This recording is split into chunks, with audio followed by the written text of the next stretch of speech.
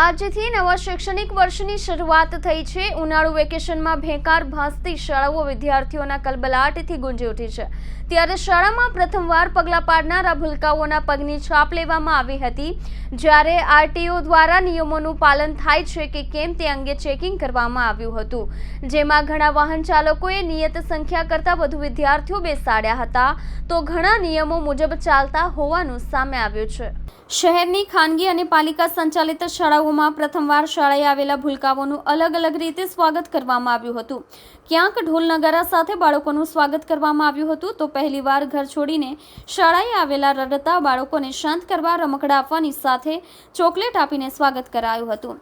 વહેલી સવારથી આરટીઓની વિવિધ ટીમો દ્વારા શહેરની શાળાઓમાં લાવવામાં આવતા વિદ્યાર્થીઓના વાહનોની તપાસ કરવામાં આવી હતી।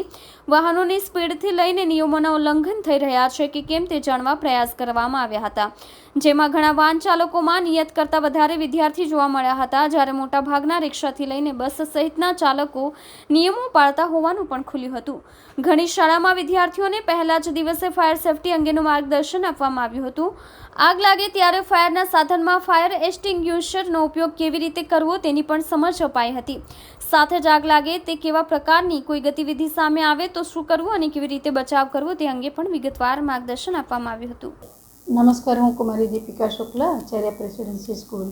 આજરોજ તારીખ 13 જૂનથી શૈક્ષણિક સત્રનો પ્રારંભ થઈ ચૂક્યો છે, ત્યારે સમગ્ર સુરતમાં શાળાઓ આજે વિદ્યાર્થીઓના કલરવથી ગુંજતી થઈ ગઈ છે, એનો આનંદ છે। બરાબર 35 દિવસના વેકેશન પછી શાળામાં બાળકોએ પ્રવેશ કર્યો અને શાળાનું વાતાવરણ પ્રફુલ્લિત બનાવ્યું છે। ઘણી બધી સુરક્ષાઓના પ્રબંધ વચ્ચે શાળાઓ તૈનાત છે। બાળકોના શૈક્ષણિક સત્રમાં પરીક્ષા વગેરેના આયોજનો સાથે આગળ કદમ કરીશું। ત્યારે પ્રથમ સત્રના સૌની શુભેચ્છાઓ। કેટલા વિદ્યાર્થીઓ આજે હાજર છે? આજે અમારી શાળામાં વ્યક્તિગત કહું તો 92% હાજરી